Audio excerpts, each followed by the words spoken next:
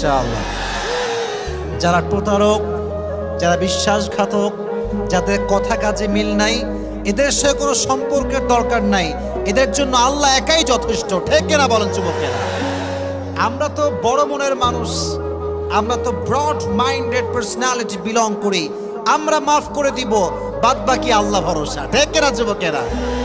তাহলে প্রথম মেসেজ আজকের এই মাহফিলে, এই যে আমাদের হৃদয়টা আছে, এই হৃদয়ে কোনো হিংসা বিদ্বেষ থাকবে না, কারোর জন্য কোনো প্রতিশোধ থাকবে না। একটা সুন্দর হাদিস শোনাই। নবীজি বলেছেন, আমার জীবনের সবচেয়ে বড় আমল কি তোমরা জানো?